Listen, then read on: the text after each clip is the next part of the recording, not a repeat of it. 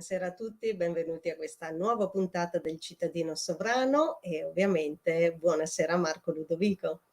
Ciao a tutti, ciao Serena, ben ritrovati. Ciao Marco. Allora Marco, visto Mh. insomma ormai l'abbiamo già spoilerato tante volte durante le puntate del Cittadino Sovrano e non solo, che insomma ultimamente ci stiamo guardando tutti i film e le serie della Marvel, non potevamo non intitolare la serata di stasera La supremazia di Loki. Perché? Perché parliamo di un argomento ben specifico, ovvero quello che è l'inganno. E quindi ovviamente chi se non Loki come rappresentante appunto di questo aspetto, di questa caratteristica dell'essere umano. Ma allora Allora, avevo capito male io pensavo che facessimo la puntata sull'antidolorifico, no? no, Io perché mi si ero par preparato sull'antidolorifico quello no. beh, un bell'antidolorifico Loki in realtà. E quindi Allora stasera non sono preparato, mi spiace. non ci credo, non ci credo, perché tanto tu sei sempre preparato, però è perché ti è sfuggito che non c'era l'apostrofo, vedi che Loki è scritto Ah, tutto attaccato. ho capito, ho capito. Ecco. Allora Marco, io partirei innanzitutto, con il capire, questo personaggio, mitologico della mitologia norrena, che ovviamente in tanti di noi hanno conosciuto grazie anche dico anche, non ovviamente, solo, per quelli che sono stati i film della Marvel. Ovviamente lì abbiamo un Loki, come tutti gli altri dei che è ovviamente è all'interno di quello che è il contesto attuale, ma Loki lo sappiamo che appunto è questa figura mitologica. Viene, come dicevo poco fa, definito il dio dell'inganno e appunto lui rappresenta questa caratteristica continuamente nella sua vita. Lui spesso e volentieri accetta di aiutare chi glielo chiede, ma c'è sempre un compromesso che può essere chiaro, può essere celato e alla fine inganna sempre chi decide anche di aiutarlo. Quindi insomma, per esempio nei film della Marvel si vede spesso come questa caratteristica lui la esterni anche nei confronti del fratello Thor e del padre Odino.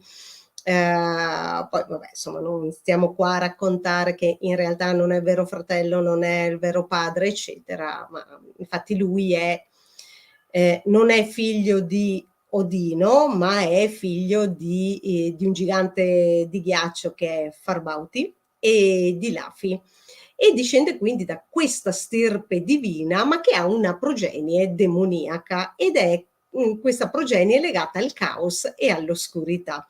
E quindi proprio questo, cioè il fatto di essere una stirpe divina ma demoniaca, ci indica la sua natura particolarmente controversa.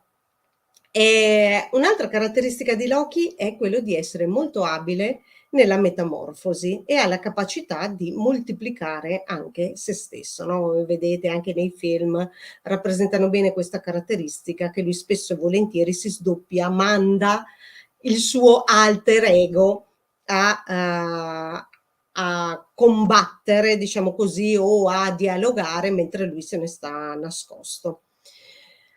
Ma, una domanda che, ci può sorgere, insomma a me almeno è sorta, è: perché l'inganno è una caratteristica principalmente umana ed è assente invece nelle altre forme animali? Beh, anche qua il mito di Loki ce lo può spiegare.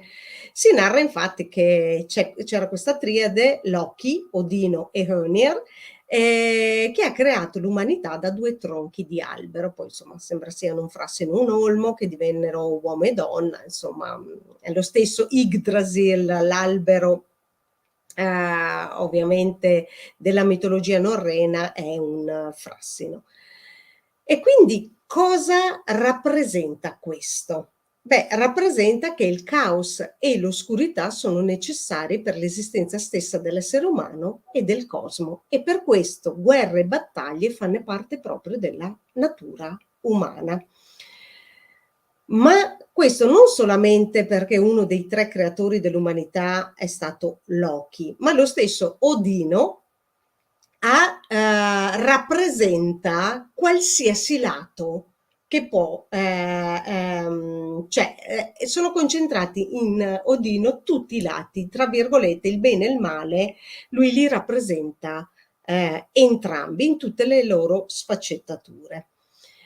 Loki interviene spesso nella risoluzione di contrasti importanti, permettendo all'umanità anche di continuare a esistere, cioè provoca, tra virgolette, i conflitti, ma alla fine deve essere preso in causa per risolverli. E noi lo vediamo spesso come lui anche inganna gli dei creando dei problemi, e poi gli dei stessi per risolvere questi problemi chiamano Loki e gli dicono: tu hai creato il problema, tu lo risolvi. No? E questo è interessante perché ci fa capire come proprio tra virgolette noi creiamo la nostra realtà, cioè se insita in me la capacità di creare qualcosa, è insita in me anche la capacità di distruggerla o viceversa.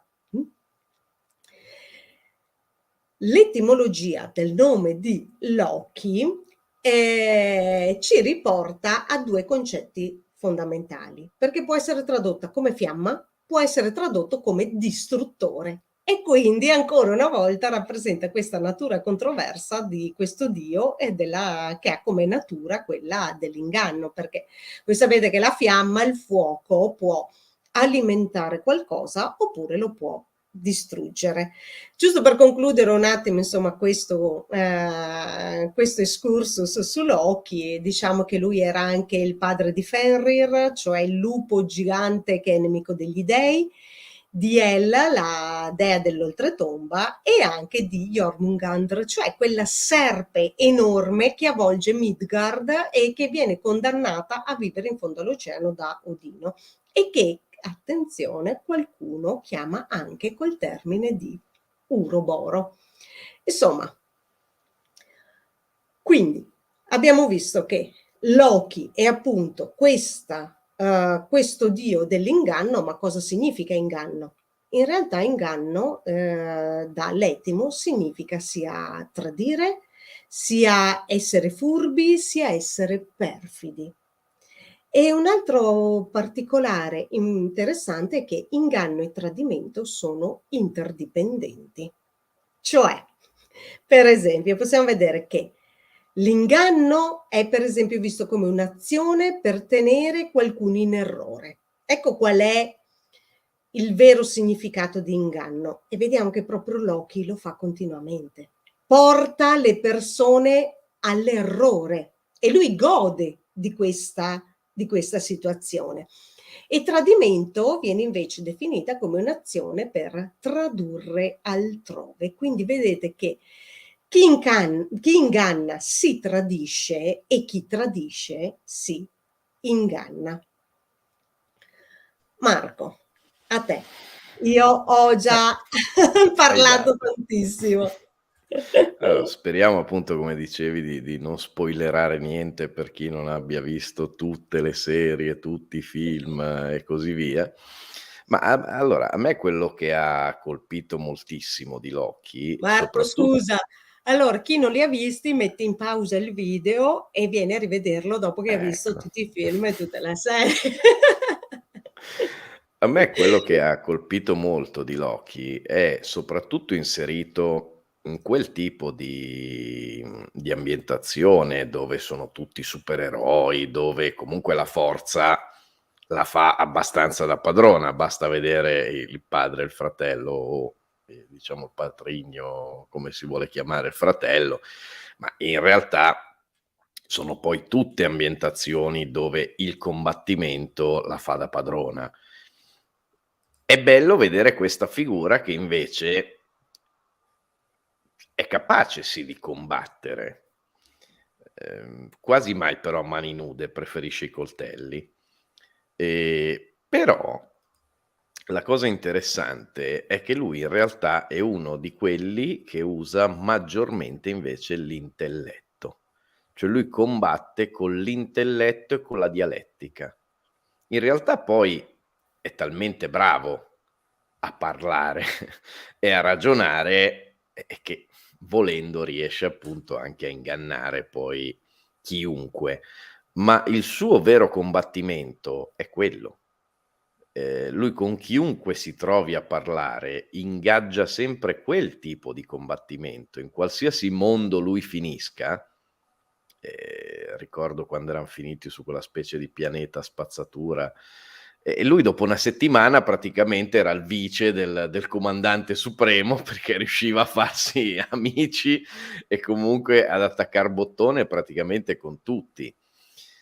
E non è una cosa semplice, perché, i muscoli, la forza si possono allenare, i superpoteri se ce li hai, b ben venga, e invece quella è un'altra cosa. Quella è una dote particolare e, ci sono anche determinate frasi di Loki che sono molto indicative, adesso non ricordo, io mi rimangono degli spezzoni, ma non mi ricordo poi mai, bene il punto nel quale vengono pronunciate, però lui per esempio dice a un certo punto: "La fiducia è per i bambini e per i cani".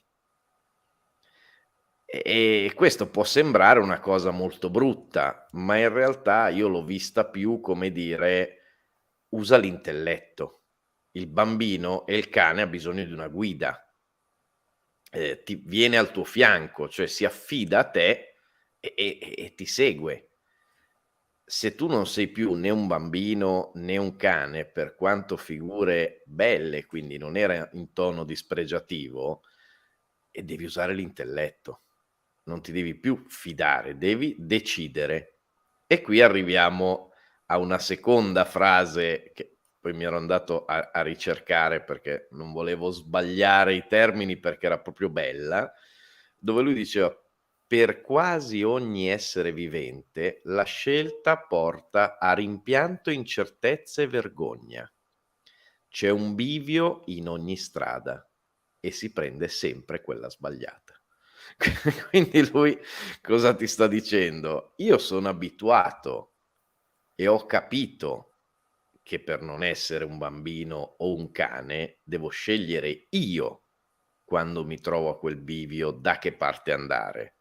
Però io mi sono allenato, io ho provato, io ho sbagliato e quindi verosimilmente riesco anche a riconoscere quale sia quella giusta e quale è quella sbagliata. Ecco, quello che noto è che voi invece praticamente sempre prendete quella sbagliata, perché siete abituati a seguire, non siete abituati a fare quello sforzo lì. E quindi poi quando io riesco, tra virgolette, "a ingannarvi", è colpa mia o è colpa vostra? Io alla fine quello che vi propongo sempre un bivio proprio perché non usa quasi mai la forza bruta. Quindi alla fine, l'inganno sta sempre nella scelta dell'ingannato. Non è mai qualcosa che lui porta a fare di forza, di potenza, ma ti porta sulla strada che vuole lui. Non ti dà la possibilità o comunque mette alla prova la tua possibilità di scegliere la parte del bivio corretta o quella sbagliata. E questo mi è piaciuto moltissimo di lui. In effetti è un altro siparietto che si svolge per esempio sul primo film degli Avengers, ehm, che c'è, all'inizio ancora, che c'è Loki che giunge sulla Terra e c'è questo siparietto con Nick Fury. Nick Fury, per chi non lo sa, è il capo dello Shield, e Loki dice: "Giungo a voi con la lieta notizia di un mondo reso libero". E Nick Fury gli risponde: "Libero da che cosa?". Attenzione alla risposta di Loki, meravigliosa: "Dalla libertà". libero dalla libertà, cioè la più grande menzogna. Una volta che accetterai questo, nel tuo cuore conoscerai la pace. E Nick Fury gli dice: sì, tu parli di pace, ma intendi il suo contrario. E vi dice niente tutto questo? Cioè, vi spiego, noi facciamo le guerre in nome della pace.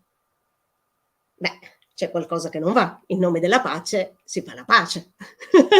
No, non si fa la guerra in nome della pace. Oggi, Marco, spoileriamo un po' un'intervista che abbiamo fatto, anche se non diciamo con chi, quale, eccetera, così rimane la curiosità. Ti ricordi, no, che abbiamo parlato di oro e piombo? Mentre si Sì. parlava, una volta c'era l'oro e quindi il talento, oggi il vero oro cos'è? Il piombo, cioè le armi. No, che in realtà parliamo, che è lo stesso discorso che dicevamo poco fa, cioè, facciamo la guerra in nome della pace, cioè, è qualcosa eh, che non sta né in cielo né in terra, come si suol dire. E quindi, tra virgolette, ha ragione Loki. Cioè, un mondo libero da cosa? Libero dalla libertà, che è una menzogna. Lui ti dice perché? Perché in realtà, tra virgolette, basta che arrivo io che vi dico una cosa, mi credete e alla fine non siete liberi. Tanto più che anche in una puntata precedente, Marco, ti ricordi che avevamo anche letto anche l'altra frase che lui dice sempre nel primo film degli Avengers, che dice: voi siete nati per essere governati, alla fine vi inginocchierete sempre. Perché? Perché in realtà non volete prendervi la responsabilità della vostra vita. Quindi avete bisogno di essere guidati, cioè lui sta dicendo una guida per il bene superiore, per il vostro bene, quando in realtà la vera soluzione sarebbe portare le persone ad essere in grado di assumersi la responsabilità della propria vita. E quindi vedete, no, come Loki, veramente quello che dicevi tu, Marco, poco fa, cioè è abile nella dialettica, ma perché? Perché utilizza tanto l'intelletto. La sua vera battaglia la fa attraverso l'utilizzo della mente. E infatti poi, tra l'altro, lui cosa fa? Lui, sempre nel primo Avengers, cosa fa? Lui con il suo scettro, la sua spada, cosa fa? Tocca il cuore delle persone e toccando il cuore delle persone si impossessa della loro mente. La mente che mente e quindi che è il più grande inganno a cui noi diamo credito, perché in realtà noi non siamo esseri pensanti e quindi che utilizziamo la mente, ma siamo esseri pensati, cioè ci facciamo utilizzare dalla mente. Perché sfido chiunque a dire che durante il giorno riesce a gestire i propri pensieri. Sono i pensieri che arrivano e anche se tu non lo vuoi fare, qualche secondo dopo quel pensiero ritorna. Ecco, questo significa essere pensati dalla mente e quindi essere ingannati. E siamo anche molto emozionali, perché c'è un motivo se lui tocca il cuore e non la mente con quello scettro lì, perché la maggior parte delle volte sbagliamo proprio quel bivio proprio a causa delle emozioni, che siano di rabbia, di amore, di gioia o di dolore. Alla fine, spesso e volentieri, se avessimo usato veramente il cervello in maniera "fredda", tra virgolette, come fa lui, e anche qui la freddezza della mente gli deriva per linea di sangue, visto di chi è figlio. E quindi se si riuscisse a non usare per le scelte, perché poi anche lì nell'andare avanti si vede che non è un personaggio che non prova emozioni, anzi ne prova parecchie, ma non quando deve scegliere, non quando deve decidere, non quando deve ragionare. Lì lui è freddissimo, è glaciale. Lui le emozioni le tira poi fuori nell'ambito familiare, nei rapporti col fratello, in alcune scelte veramente dove lui però sa, cioè se lui si deve sacrificare, non è che lui pensa che vinco io, vinco io, vinco io e poi non vince lui, lui sa già alla fine che deve fare. Quindi anche in quel caso la sua scelta, sì, è complice delle emozioni, ma in maniera cosciente. Cioè non è più un farsi travolgere dalle emozioni e sono le azioni che a quel punto mi spingono a fare un'azione. E parte tutto da un reale, da un vero ragionamento. Anche quella frase di cui parlavi prima, cioè lui in realtà lì era più una constatazione che faceva alla popolazione, non per dire voi non siete degni di essere liberi o di ragionare, ma voi non volete ragionare, non volete prendere decisioni, quindi è inutile che me la menate con la libertà, le cose, perché per averla dovreste fare quella fatica lì, ma voi non lo volete fare. E non gli dice che non sono in grado, gli dice proprio che non vogliono. Dice tanto lo fai una volta, 2, 3, ma poi tanto finite tutti in ginocchio perché non c'avete voglia. Vi arrendete. E quindi cosa serve? Se tanto sai che devi finire lì, a sto punto togliti il problema. E lui lavora tutto su quello. Io non ricordo sì, penso che sia nella serie televisiva. In realtà l'unico personaggio che è riuscito, penso veramente a stuzzicarlo, è, tra virgolette, quello che doveva interrogarlo. E non a caso è forse uno dei pochissimi tratti in cui lui si fa prendere dalle emozioni e si fa a sua volta ingannare, non so quanto consapevolmente, ma perché usa la sua stessa tecnica, cioè lo va a provocare sull'intelletto, cioè lo tocca forse sul suo unico nervo vivo. Tant'è che lui inizia a collaborare molto attivamente perché dice vediamo, per esempio c'è una scena dove dice sono 2 pignoni, 2 faldoni, dice vediamo chi trova per primo qualche informazione o capisce, e lui lì come fa a sottrarsi? Tu gli stai proponendo una sfida di intelletto, una delle pochissime sfide di intelletto, perché le altre, come avevamo detto, sono più sfide muscolari. Durante le serie, le puntate sono quasi più fisiche. E tu lì invece l'hai toccato sul suo nervo, perché tu lì gli hai detto vediamo chi è più intelligente. E lì, ripeto, non si sa quanto consapevolmente e quanto no, ma alla fine si fa fregare. E anche lì, per dare un po' la natura di questo personaggio, che può sembrare vile, può sembrare cattivo, ma poi in realtà guardando bene tutto è tutt'altro, a me sono rimaste impresse 2 cose. Anche qui non ricordo dove, se nella serie, nei film o dove Quindi diamine sia. mi sta dicendo guardateli tutti. Sì, no, ma a me succede la stessa cosa leggendo i libri, cioè se uno mi prende un libro che ho letto da 2 settimane e mi dice cosa c'è scritto qui dentro, faccio un po' fatica, poi magari riprendo tutti i concetti che ci sono dentro parlando. E però c'è un particolare momento dove gli viene attribuita, o forse lui stesso a dire questa cosa qua, lui capisce o gli viene detto che la sua funzione apparentemente così brutta, quella di mentire, di ingannare, alla fine ha uno scopo invece nobilissimo. Perché se non ci fosse lui a mettere in luce tutti questi aspetti così nefasti, come faremmo noi ad apprezzare invece il Thor perfetto e splendido d'animo che mai mentirebbe, mai raggirerebbe il prossimo? Diventerebbe una cosa normale. E invece lui porta questo fardello, proprio quello di far risaltare la luce invece di Thor, per esempio. Ma lui non è cattivo, ha uno scopo come tutti e paradossalmente è quasi più vittima che carnefice. Anche quest'altra invece me l'ero andata a cercare perché anche qui era più la seconda, appunto, delle altre 2 cose che mi avevano colpito era questa: non posso tornare indietro, ovvero questa è la serie televisiva, alla mia linea temporale. Sai, non mi diverte ferire le persone, non mi diverte, lo faccio perché devo farlo, ho dovuto farlo. Quindi lui te lo sta proprio dicendo, cioè in realtà guarda che a me sì, io la devo fare quella roba lì.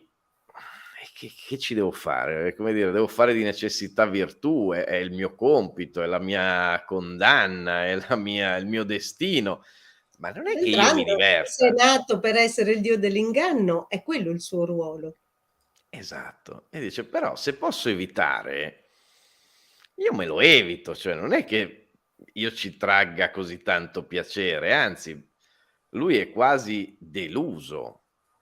Una delle poche volte dove si vede lui realmente felice è proprio quando incontra quell'altro investigatore lì che lo sta torchiando, perché riconosce un'intelligenza in lui e riconosce una persona che ha capito che non serve a niente agire fisicamente contro di lui.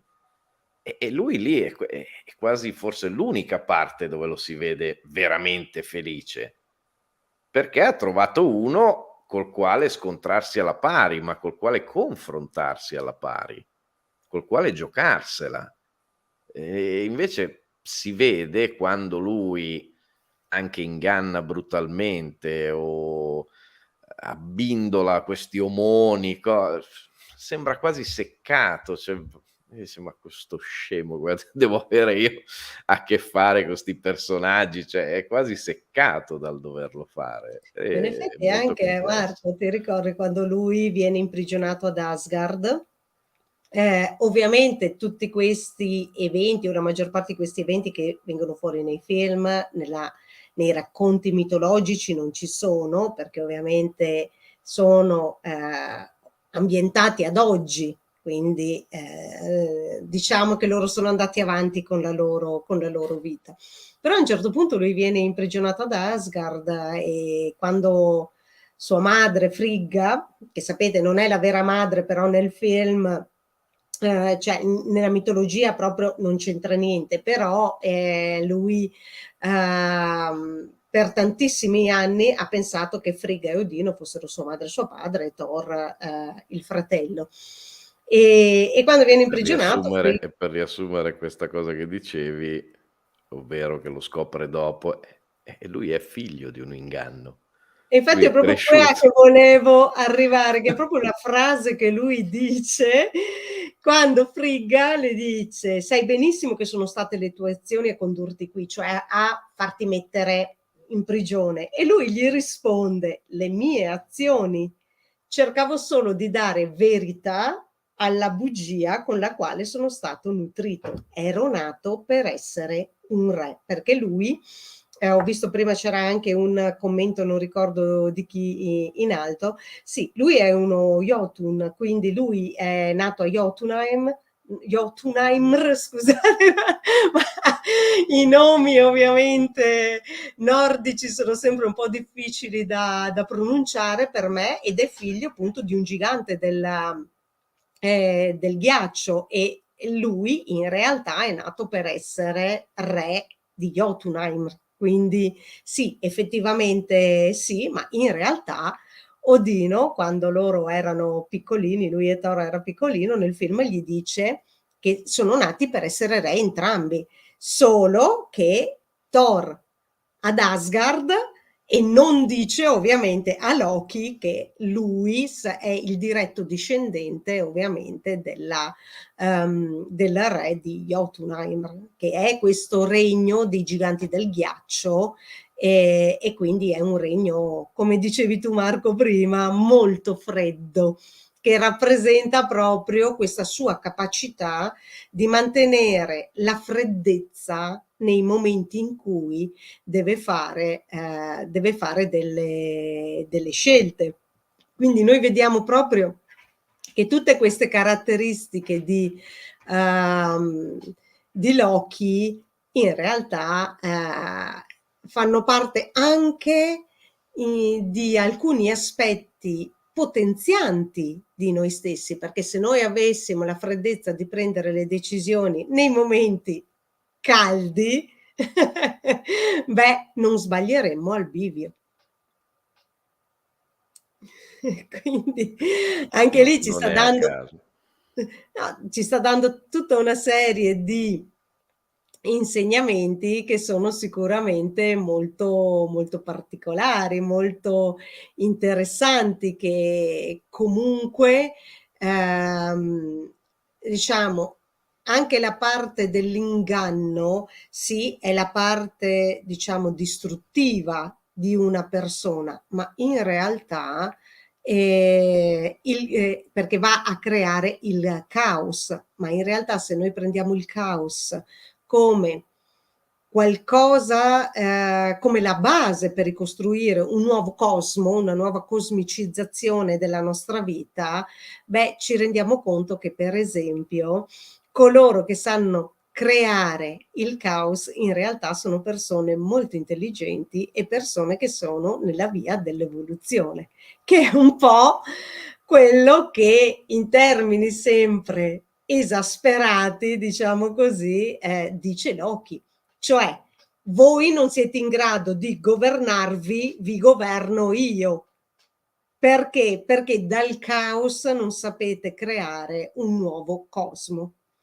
E anche qua, insomma, io credo che ci siano talmente tante chiavi di lettura di quelli che sono gli aspetti eh, di Loki, che secondo me meriterebbero veramente tante puntate, nel senso che l'inganno alla fine potrebbe essere anche un modo nostro, cioè quando siamo ingannati lo possiamo trasmutare in qualcosa di positivo e dire: ok, l'inganno mi crea caos, bene, dal caos creo qualcosa di nuovo, perché l'evoluzione comunque è movimento, l'evoluzione è anche quella fase alchemica che si chiama solve e coagula, quindi solve, distruggere, e coagulare, ricostruire qualcosa di nuovo. Ma Ma difatti ti ricordi, Serena, quando lui pronuncia la frase proprio in quel contesto di cui parlavi prima e dici: "Ma scusate, ma se deponiamo il dittatore, e cosa riempirà il vuoto?" Cioè lui se lo pone quel problema, che è molto attuale come cosa. Se andiamo anche solo a ripercorrere gli ultimi 30, 40 anni, noi abbiamo sempre avuto questo tipo di mentalità, cioè c'è un problema, non voglio capire però perché c'è quel tipo di problema. Cancelliamo, via. Quella roba non va bene, via. Eliminare. E poi però a distanza di qualche anno, purtroppissimo, ci troviamo quasi sempre a dire: si stava meglio quando si stava peggio. Averla adesso quella persona lì, quella cosa", e allora lì c'è dentro tutto.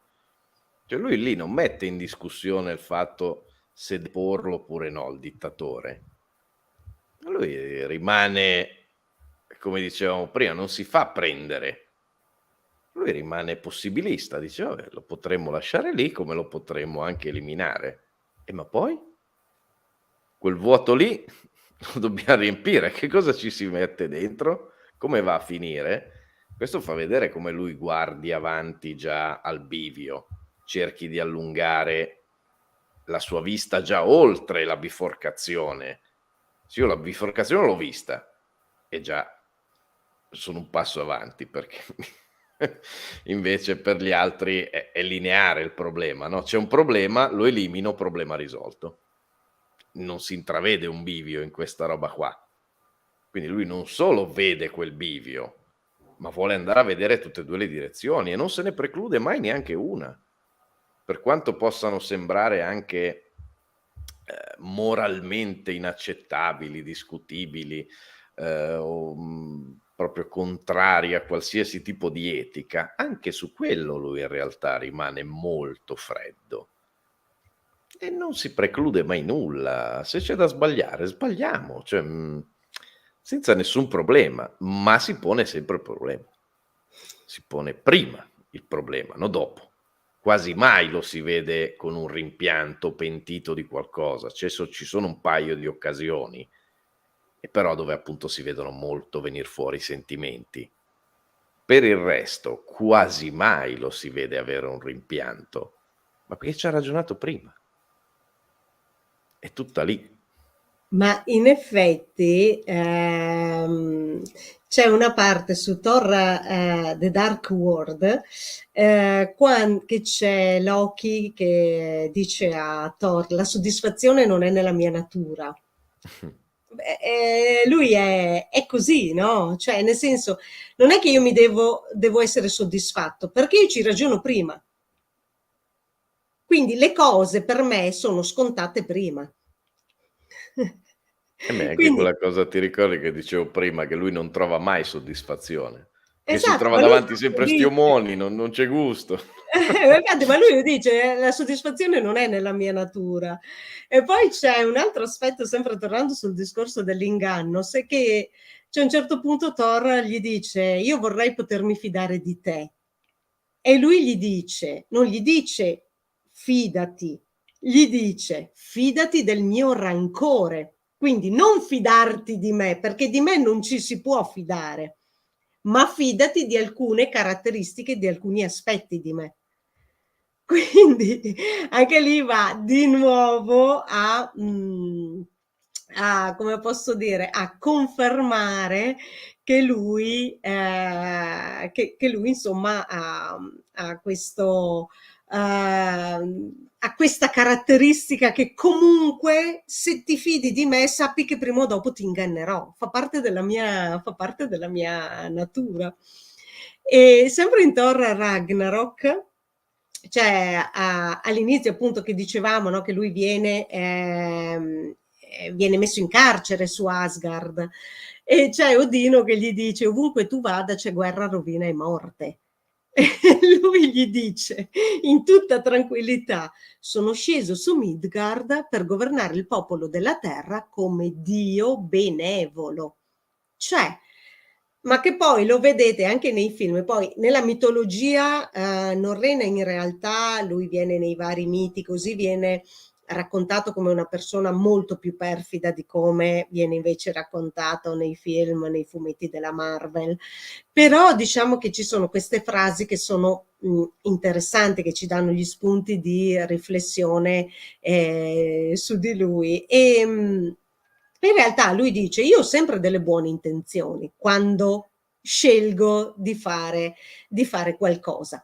Poi è ovvio che io scendo come Dio benevolo, però se gli altri non seguono quello che gli dico, ovviamente fanno una brutta fine. Ecco, questo è un po' che però, se vogliamo dirla tutta, è un po' anche quello che vediamo nei cosiddetti Elohim veterotestamentari.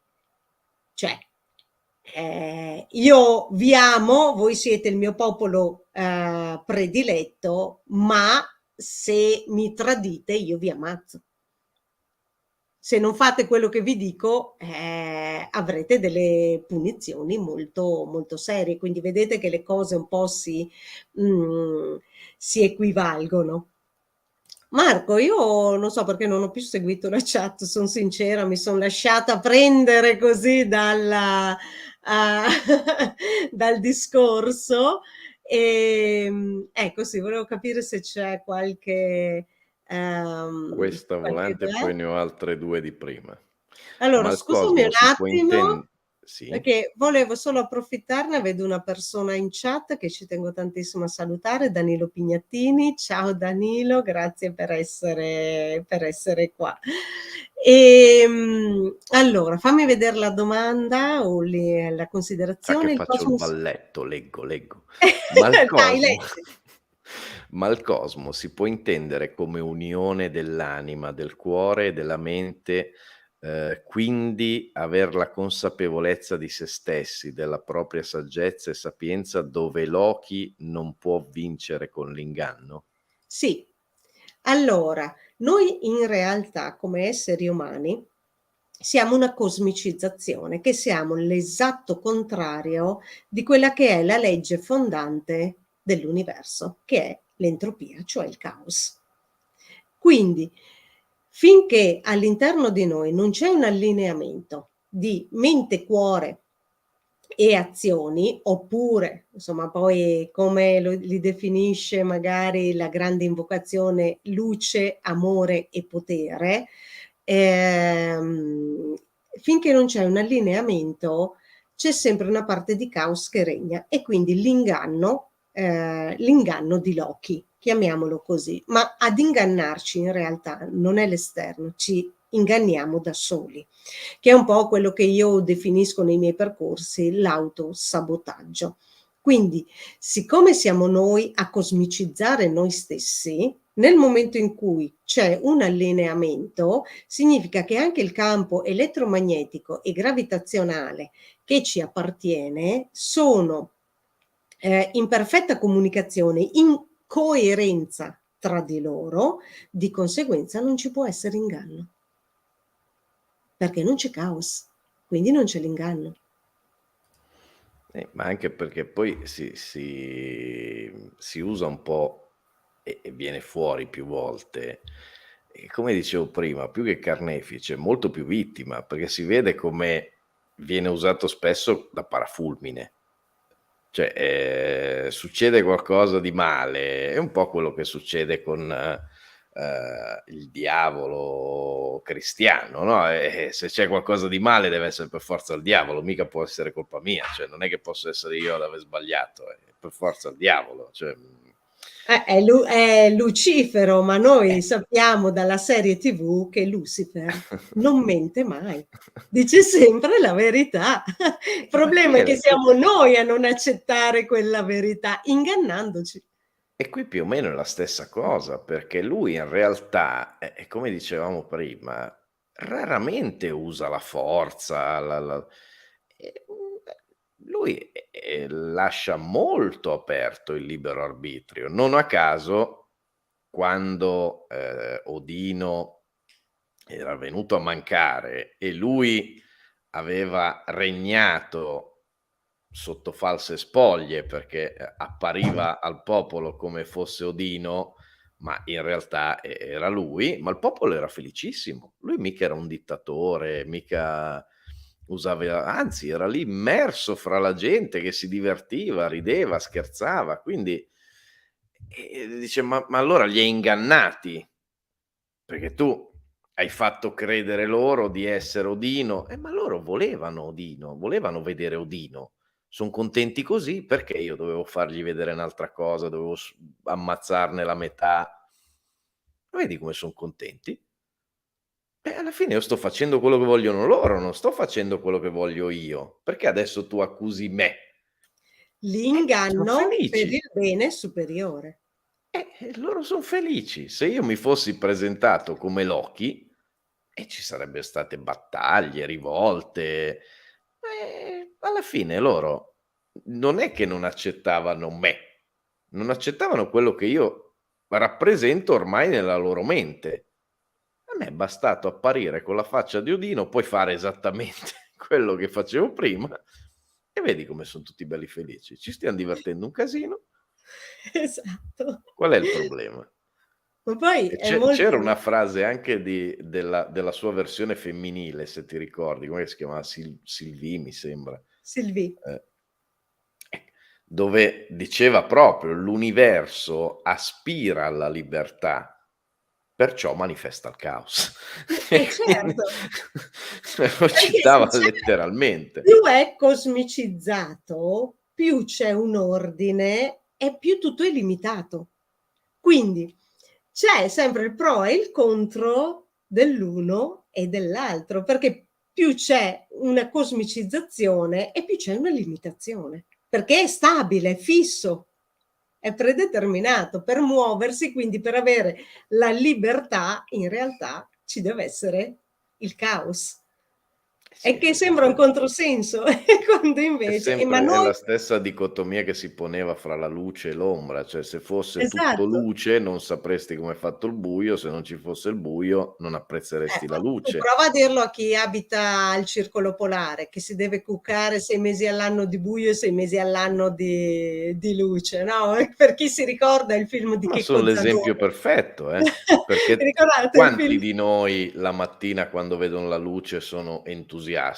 È normale.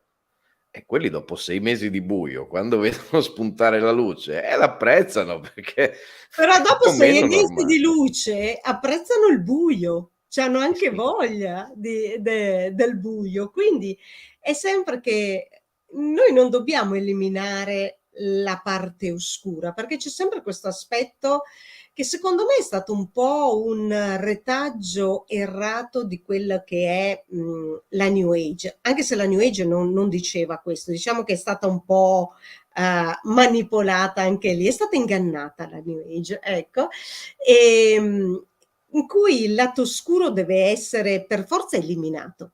In realtà, provate proprio a togliere la notte.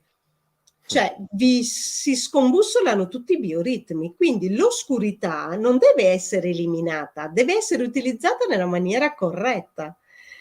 È sempre lì. C'era un film di Allo Robert De Niro bellissimo, mi sembra che si chiamasse Insomnia, ed era proprio basato su questo, cioè lui aveva compiuto un omicidio dove poi si recava lui a indagare, però non riusciva a dormire, proprio perché era nel periodo di sola luce e quindi dopo un po' lui sbrocca totalmente e si fa scoprire proprio perché non riesce più a dormire. Allora, aspetta che ci sono aspetta, rimetti i 2 Qui? allora, ecco sì, Danilo. Chissà se un po' tutti in varie incarnazioni dobbiamo recitare il ruolo di ingannatori e in altri esseri ingannati per comprendere tutte le possibili variabili del nostro essere anime eterne e allo stesso tempo versatili per ogni situazione. Allora, io vorrei dirti, Daniele, Danilo, sì, nel senso che io credo che nelle nostre incarnazioni, che sia una reincarnazione o che sia un'incarnazione per vite parallele, poi ognuno ovviamente la visione di questa cosa, io so convinta che noi dobbiamo passare per tutta una serie di ruoli per farci comprendere appieno la totalità del fatto che noi siamo esseri duali, quindi siamo formati proprio da un aspetto di luce e un aspetto di ombra. Voi provate a pensare l'aspetto ombra, che è quell'esempio che faccio spessissimo, del professor Piton in Harry Potter, che ha dovuto recitare quel ruolo per, diciamo, non dico tutta la vita, ma quasi, quando in realtà lui era dall'altra parte, quindi un ingannatore, ma un ingannatore per il bene superiore, perché questo termine in Harry Potter viene utilizzato spessissimo, più in Animali Fantastici, però viene utilizzato anche in Harry Potter. Oppure, per tornare al classico, provate a pensare al ruolo di Giuda. Se Giuda non si fosse incarnato per fare quel ruolo lì, Gesù probabilmente non sarebbe stato arrestato, non sarebbe stato messo in croce, gli si sarebbero un po' complicate le cose se non ci fosse stato Giuda a compiere il suo disegno divino. Sarebbe Quindi io rimasto un Apollonio di Tiana qualsiasi, che non conosce nessuno. esatto. Ehm, Chiedo venia, ha ragione Francesco, era Al Pacino, non era Robert De Niro, vero, verissimo, ecco. quello che citavo prima. Al Pacino che, se non erro, ieri ha compiuto gli anni, quindi tanti auguri al grande. Non so se ieri o l'altro ieri, comunque in questi giorni Al Pacino ha compiuto, mi sembra, 82 anni. Un altro e visto che parliamo di inganno, ricordo uno dei film che a me son piaciuti di più di Al Pacino, L'avvocato del diavolo. Quindi Bellissimo, bellissi che ricordo sempre la frase finale del film in cui lui dice: "Vanità, il mio peccato preferito". E lì Abbiam detto tutto. Bellissimo. Che qual è il più grande inganno per gli esseri umani? Colpirli sulla vanità. E questo è un grandissimo inganno, ma che poi alla fine è un po' anche quello che fa Loki. E se ci pensi, come dicevamo prima, è l'unica volta che è stato fregato, che come dicevo, non so quanto consapevolmente e quanto no, ma perfino Loki è stato fregato sulla vanità, proprio da quello lì che lo stuzzicava sull'intelletto. Cioè, quindi Es abbiamo il dio della menzogna, che il dio dell'inganno, scusate, che è stato ingannato proprio per colpa della vanità. Esatto. Allora, si può paragonare Loki ad un vampiro energetico che ti deve tenere in vita per prendere la tua energia, alla fine ti tradisce con l'inganno per ottenere il suo scopo.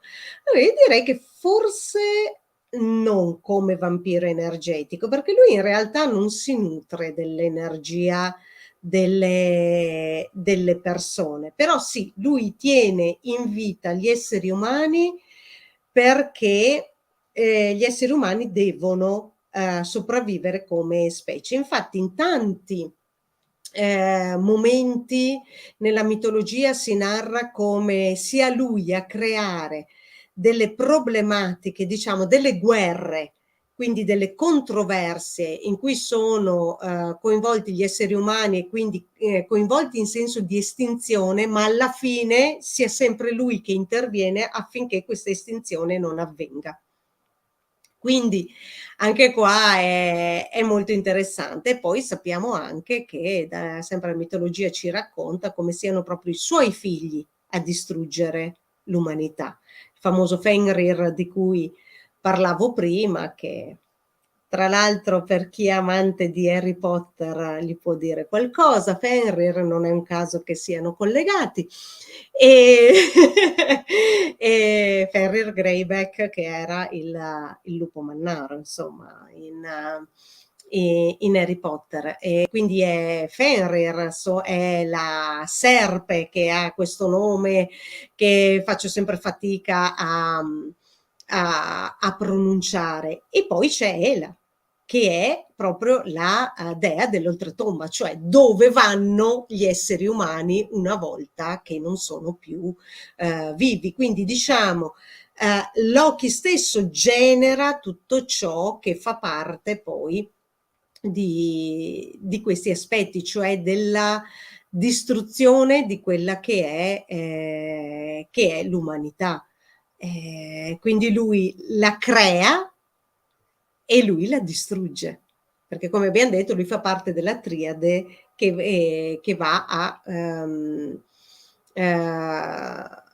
creare l'umanità stessa. Quindi è molto interessante perché l'inganno è sempre un qualcosa che si alimenta da sé, ma in effetti abbiam detto che questa serpe che è sua figlia, in realtà può essere anche chiamata Uroboro. E cos'è l'Uroboro? È quel simbolo in cui il serpente mangia la propria coda, quindi si alimenta da sé. È molto interessante appunto questa dicotomia di Loki, cioè lui che crea e distrugge continuamente, perché il caos deve essere alla base di tutto. Però una volta che è stato creato il caos, beh, non mi diverto più, ci deve essere una cosmicizzazione. Allora, creo il caos per distruggere l'umanità, ma allo stesso tempo intervengo perché ci sia un ordine e quindi questa umanità non venga distrutta. E quindi Loki che inganna costantemente se stesso. Cioè il dio Anche per dell'inganno che inganna se stesso. Ma anche perché dovremmo forse rivalutare la magari proprio usando quella freddezza propria di Loki. Beh, anche lì c'è un forte contrasto, cioè tra Loki molto freddo e l'altro invece è un tuono, è un fulmine, è decisamente più caldo. Ma dovremmo rivalutare proprio il significato di inganno, perché noi automaticamente comunque gli diamo un'accezione emozionale. Inganno brutto. In realtà anche un attore sta recitando. E quindi ci sta ingannando, cioè sta facendo qualcosa che non è lui, e però ci piace. Perché? Perché lì lo capisco, lo so. Lì lo so che sta recitando. Mi arrabbio quando non lo so, quando lo scopro dopo che quello sta recitando, allora mi arrabbio. Ma la colpa quindi chi è? Dell'attore o mia che non ho capito? Ti ricordi quando, non mi ricordo in che puntata abbiamo fatto l'esempio di Totò che voleva vendere la fontana di Trevi, no? Sì. Cioè, allora, chi è il truffatore? Chi è la carogna? Lui che la voleva vendere o l'altro che si voleva comprare la fontana di Trevi per 10.000 lire? Cioè, perché se no, come quelli che guardavano il film, se quella persona fosse stata più intelligente, probabilmente l'avrebbe capito che Totò stava recitando. A casa noi l'abbiamo capito quando abbiamo visto il film. Quindi il problema chi è? Totò o l'altro? Io ti ho fatto una proposta, ma non ti ho obbligato. E Loki fa quasi sempre così, ti fa proposte, ti dice delle frasi, ti dice delle parole, dici, beh, ma l'ha fatto con un secondo fine? No, col suo. Non ne aveva secondi, terzi e quarti, aveva il suo fine, ma non ti ha obbligato. Cioè, se io ti dico, per me è meglio se noi andiamo da quella parte. E sei tu che però poi ci vieni. Non ti ho tirato, quindi perché devo essere cattivo io? Ma tu lo sapevi che da quella parte poi ci succedeva? Ho capito, ma io non ti ho obbligato. Allora, se non vuoi essere un cane o un bambino, decidi tu. Perché poi dai la croce a me? Perché poi deve essere colpa mia? Perché non puoi dire, effettivamente io non ho voluto pensare, mi sono appunto fidato di quello che hai detto tu, e quindi adesso sei brutto tu. Ma perché? Marco, mi hai dato un altro spunto quando hai detto proprio l'inganno sempre magari negativo, non è. Beh, proviamo a pensare ad una cosa molto interessante. La parola inganno e la parola ingegneria hanno la stessa etimologia. Ma d'altronde, cosa fa Fa anche rima, l'ingegnere? Come? e fa anche rima. E fa anche L'inganno e rima. l'ingegneria c'hanno la stessa etimologia. Cosa fa l'ingegnere? L'ingegnere è colui che utilizza l'ingegno, ok? Per fare qualcosa. Cosa fa l'ingegnere? Crea un qualcosa di finto, di falso, cioè crea delle macchine. Infatti si dice sempre quando qualcosa è eh, costruita in maniera artificiale, è una macchinazione. Quindi inganno e cioè non tutte le opere di ingegneria sono negative, però sono opera dell'inganno. Ed è molto interessante anche questo aspetto. Perché? Perché non è naturale, ma è qualcosa di fittizio, di artificiale. E quindi anche qua vedete come la dicotomia, il discorso proprio di Loki, creo e distruggo, ma poi ricreo, poi ridistruggo, poi creo di nuovo, Beh, che è un po'... quando tu vuoi fare una festa sorpresa a un amico, non lo inganni mica? certo, Però poi ti piace l'inganno. esatto. Allora vuol dire che il problema non è l'inganno di per sé, forse. È sempre come utilizziamo ogni aspetto. Allora Marco, siamo ovviamente come al solito con questo tempo che passa così in fretta, quindi cosa dici se magari guardiamo le ultime domande, gli ultimi commenti? Mh-mh. Volentieri. Allora, metto quelli che avevi allora, qui Massimo ci diceva: "Bisogna sempre osservarsi intorno con la scoperta e la sorpresa di un bambino nella sua genuina ingenuità per vedere sempre con occhi nuovi ciò che ci circonda". Qui Beh, abbiate infatti pazienza per l'orario che mi vanno insieme gli occhi ed è scritto grosso così, ma Beh, è un po' quello che diceva Gesù: "Se non ritornerete come bambini, non entrerete nel regno dei cieli". Quindi io concordo insomma con questo concetto di Massimo. Poi sempre Massimo ci diceva: "Da premettere che il film non l'ho visto, ma dalla vostra descrizione Loki può anche essere visto come un maestro nella caverna che ti dice che vediamo solo ombre, inganno". Sì. Sì, direi di sì. Non è un film, Massimo, ma è una serie di film, quindi se uno vuole vederli sono tanti e tutti collegati l'un con l'altro, quindi è molto, molto interessante insomma anche questo aspetto. Direi che, ho passato gli ultimi mesi, cos'è, da febbraio a oggi non ho ancora finito, mi manca ancora l'ultima serie, quindi, Io sono adesso mi sto facendo le flebo invece con la serie Agent of Shield, perché ho guardato prima tutti i film, adesso per recuperare mi sto facendo in vena. Questa è per te Serena. Da Daniel, dov'è finito quel creatore che per definizione nell'Antico Testamento fece un'alleanza tramite un arcobaleno, specie ora? L'arcobaleno, no, anche il ponte dell'arcobaleno, che è quello che c'è ad Asgard, di cui Heimdall è il custode, no, che anche Heimdall è anche il custode del Bifrost, che è questo, meccanismo dell'ingegno con cui ci si sposta nei vari mondi. Che fine ha fatto? Eh Gli dei ci sono sempre, gli dei sono immortali, quindi se è, se esiste, in realtà noi sappiamo che abbiamo l'idea che il Dio faccia solo le cose che ci facciano piacere. In realtà l'abbiamo detto sempre, siamo luce e ombra. Se ci caratterizza la luce e l'ombra, noi dobbiamo anche subire, sperimentare il dolore. Voi provate a pensare se le cose andassero sempre bene. Non evolvereste. Perché? Perché è tutto a posto.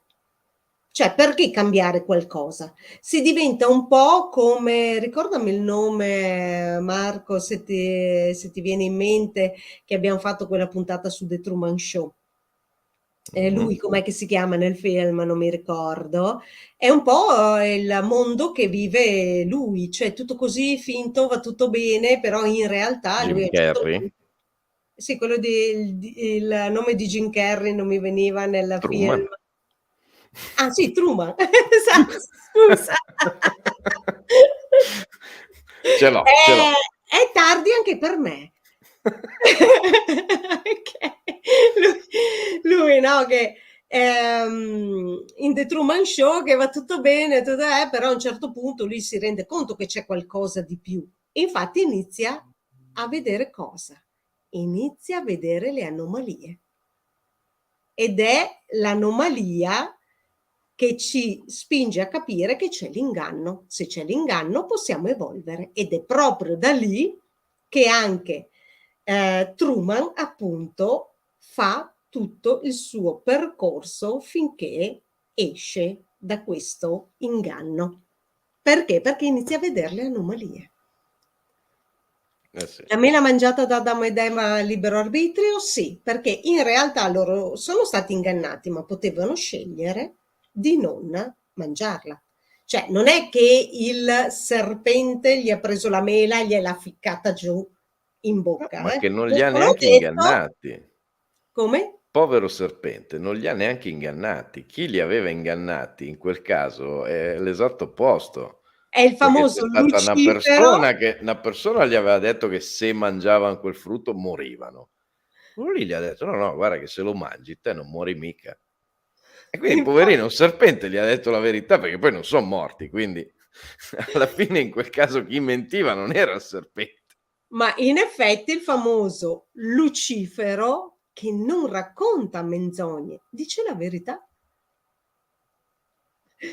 Sull'ingegnere non Maggiori riesco a delucidazioni sull'ingegnere. seguirti. Allora, l'ingegnere costruisce, ok? Cioè fa opere dell'ingegno, ma opere proprio, cioè è qualcosa di artificiale che fa l'ingegnere, non è naturale. Ecco in che senso opera dell'inganno, dell'ingegno, in questo senso.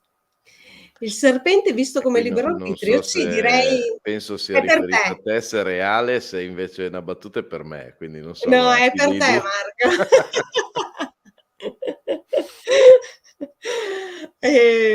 Cos'è che stavo dicendo? Il serpente visto come libero arbitrio? Assolutamente sì, cioè nel senso, neanche visto come libero arbitrio, colui che ti aiuta a sviluppare il libero arbitrio, perché il libero arbitrio è personale. Il serpente è un po', ti mette alla prova per capire a che livello è il tuo libero arbitrio. Quindi ti fa il test, l'esame per vedere a che livello sei. E che in realtà lui gli ha dato solo le condizioni poi. E cioè, te va che se la mangi, succede niente. Ma mica gli ha mica detto niente, cioè poi la scelta l'ha fatta qualcun altro. Ancora adesso noi quando sbagliamo diciamo porca Eva, non è che diciamo porco serpente, cioè diciamo porca Eva, non è che ce la prendiamo col serpente, poverino.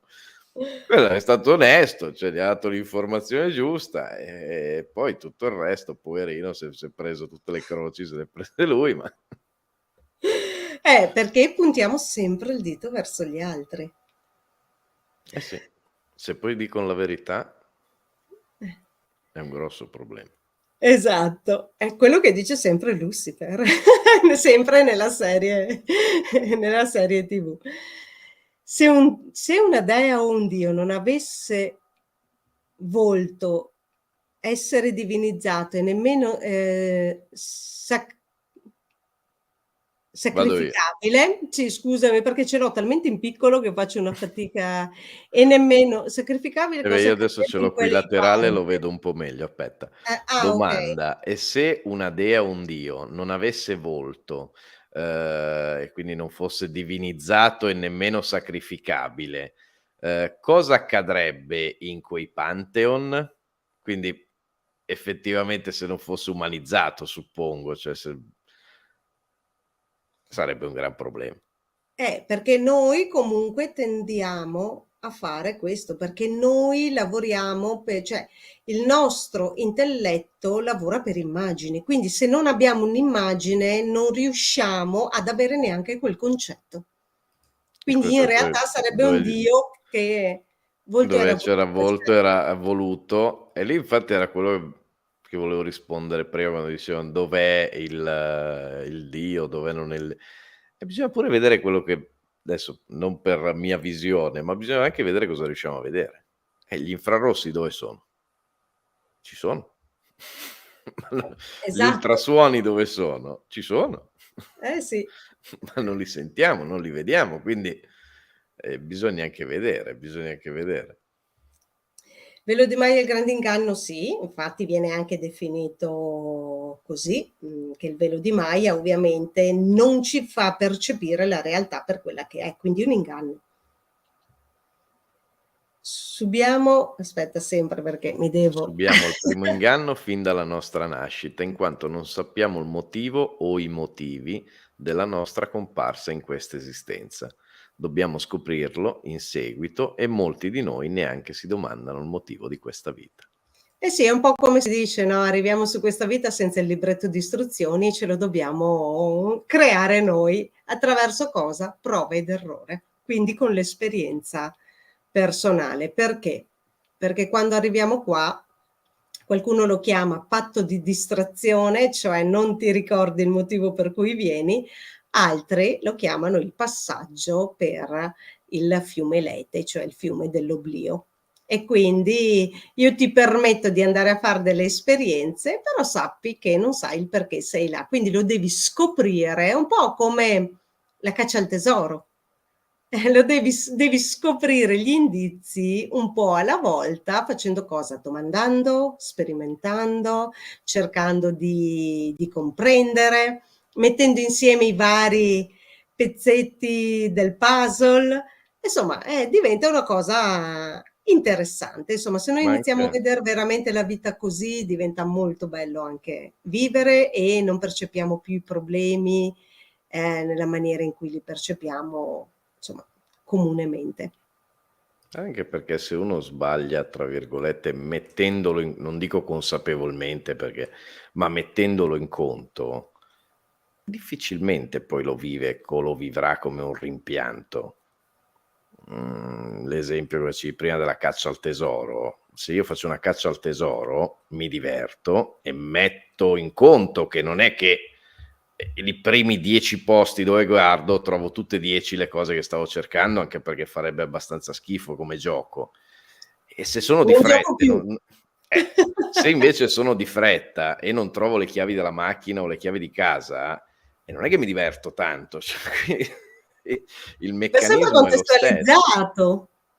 Esatto, il meccanismo è esattamente identico.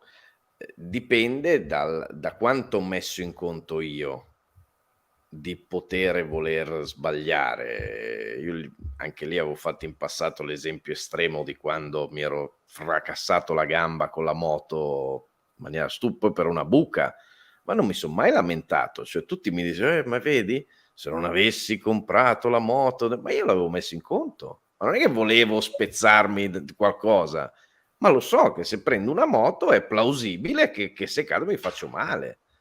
E non è che poi mi posso incazzare con la moto, e avevo tutto il diritto, lì c'era una buca, cioè non era neanche qualche cosa che avevo fatto io, ma l'avevo messo in conto che poteva succedere. Sai, come quando si dice spesso la frase provocatoria, quelle persone che ti e se poi succede se, e dici: "Ma e se domani mattina non ti svegli?" Ma perché sei proprio sicuro che ti cioè, però anche Poi quello lo devi dobbiamo mettere in conto, non è imparare. mica scontato, cioè. Ma dobbiamo imparare a vivere il momento, invece siamo sempre nel passato, nel futuro, ci dimentichiamo del frattempo. C'è il messaggio di Veronica e poi volevo rispondere all'ultimo che ha scritto Francesco. Anche noi e voi e ciò che stiamo facendo è un inganno. Allora, sì, nel senso che, come sapete, insomma, si dice che questa non sia la realtà reale.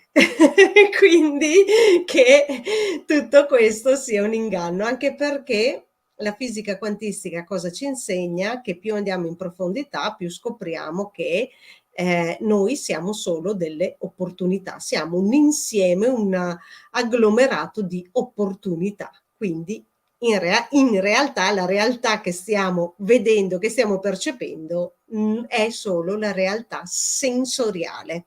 Quindi ciò che ci dà come informazione il nostro apparato sensoriale, quindi i 5 sensi cosiddetti dell'informazione. Quindi non è reale, è un inganno, son d'accordo. E poi Anche qui c'è dipenderà anche molto poi da sempre per quello che abbiam detto su tutta la puntata di Loki, da cosa succederà dall'altra parte. Cioè noi esatto. stiamo dicendo una cosa che è un punto di vista, è un'opinione, è un racconto. Per trasformarlo in inganno bisogna vedere, chi veramente ragionerà su quello che è stato detto, chi si andrà a vedere magari effettivamente i film, e per chi non sarà d'accordo probabilmente è un inganno. Per quello che è d'accordo invece no, per chi decide di affidarsi ciecamente quasi sicuramente la strada sarà quella sbagliata, come diceva Lo. Allora, c'è Francesco appunto che dice aspetta lo leggo di qua perché se no ma non sarebbe meglio che tutto il sapere esoterico sia divulgato a tutti? Non pensate che ormai le persone siano pronte, poi ognuno sceglierà cosa farci. Allora, qua tocchi un tasto che sarà argomento di una prossima puntata, ovvero il famoso per il bene superiore. Allora, io sono d'accordo sul fatto che il sapere esoterico sia giusto divulgarlo, però come tutte le cose deve essere contestualizzato alla persona, cioè È come dobbiamo, cercare di divulgarlo nella maniera in cui la persona riesce a comprenderlo, se no non ha senso. Però io son dell'idea che le cose devono essere divulgate. Io non sono per il concetto del per il bene superiore, perché è sempre quello: chi decide il bene superiore? Punto di domanda. Il superiore. Ecco. Eh? Il Il bene superiore. superiore. No, ma lo decide il Esa superiore per No, perché definizione. perché se lo decidono gli dei, beh, insomma, sapete che se c'è l'occhio è un po' un casino. Ecco, tutto qua. Insomma. È un casino, Lui poverino, infatti me lo tra attaccate l'altro sempre. È un bivio. è un bivio. Esatto. Beh, è un casino perché lui è il dio del caos, quindi insomma, casino inteso in quel senso. Perché tutti Poi vogliono Imma ci dice l'autostrada. Lui alla fine è un bivio, mica fa tante biforcazioni, cioè mica fa tanti rami, è un bivio semplice, cioè non è che esatto. vogliono tutti l'autostrada andar dritti. Imma ci dice una Matrix, beh sì, io condivido il concetto di Matrix e il concetto insomma che viene espresso nei 4 film, io ho visto solo i primi 3, il quarto devo ancora vederlo, quindi mi riservo. E Veronica ci dice: "Qui prodest, a noi, a ognuno di noi. L'inganno o la verità, serve sempre ad ognuno di noi. Dipende da quello che è il messaggio che ricaviamo dall'uno e dall'altro e poi una volta ricavato questo messaggio che è sempre personale, sempre individuale, come lo utilizziamo poi nella nostra attuale esistenza, terrena. Massimo ci dice: "Potremmo fare una serata al cinema?" Che andiamo a vedere Doctor Strange e il multiverso della follia che esce proprio domani. Cosa ne dite? Però al cinema non ci fanno parlare, poi ci continuano a fare "shh, shh". Giusto. Quindi la facciamo sempre qua, insomma, così possiamo parlare e dire tutto quello Eh. che vogliamo. Allora, siamo arrivati quasi a 1 ora e 20. Eh Io sì. chiuderei anch'io con una osservazione appunto sul cui prodest che mi aveva appunto incuriosito molto.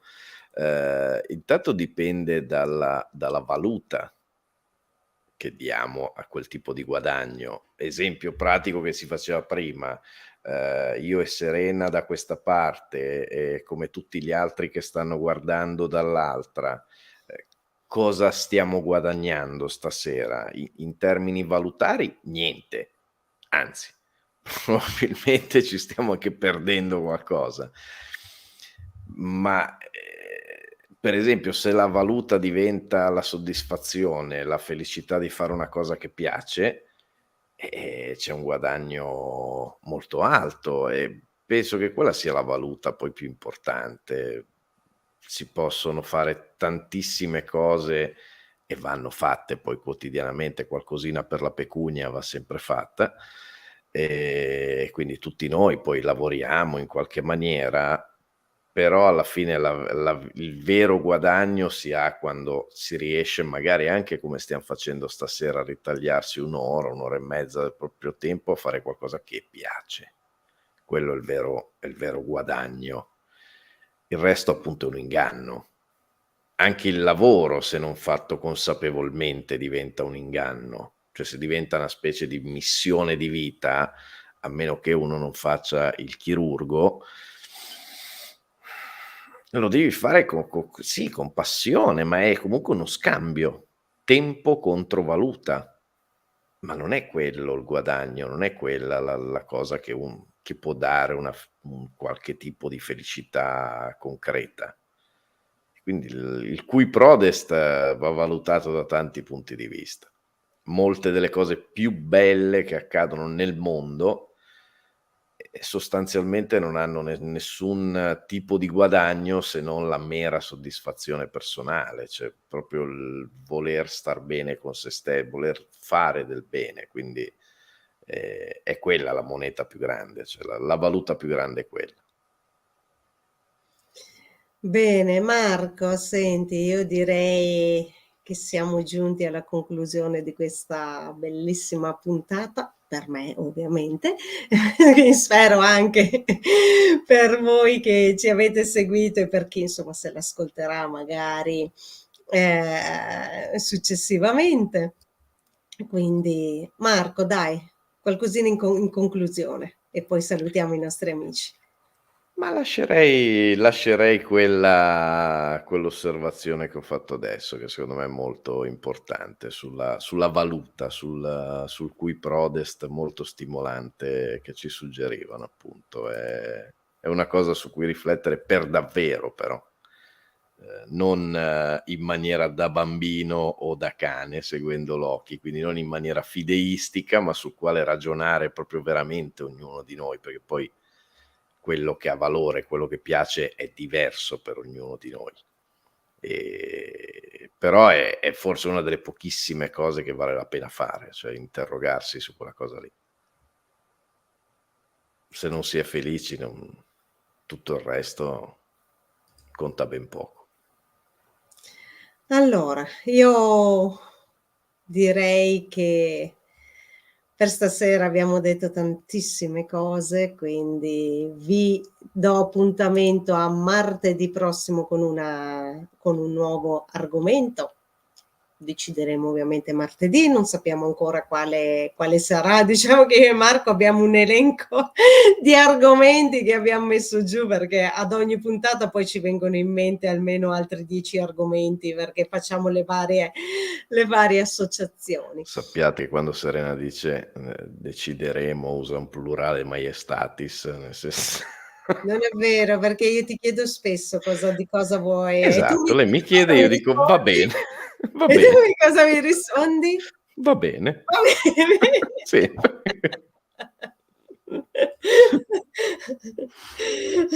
Ecco. E questo è il complesso l'iter decisionale è questo qui, diciamo. Esatto. Quindi ragazzi, grazie di cuore a tutti quanti, vi aspettiamo martedì sempre in diretta alle 21:30, mentre insomma poi lunedì invece siamo sempre con ospiti diversi, quindi per l'altra rubrica benessere e bellessere. E quindi insomma rimanete con noi su MRTV per anche tutte le altre rubriche che ci sono, sono sempre argomenti molto interessanti, dalla politica all'attualità, all'economia, insomma tanti spunti interessanti.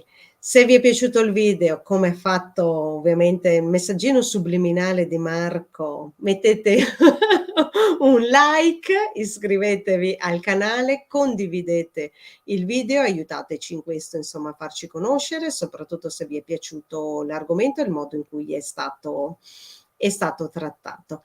Grazie di cuore a tutti, buonanotte e a martedì prossimo. Marco, sigla. Eccola.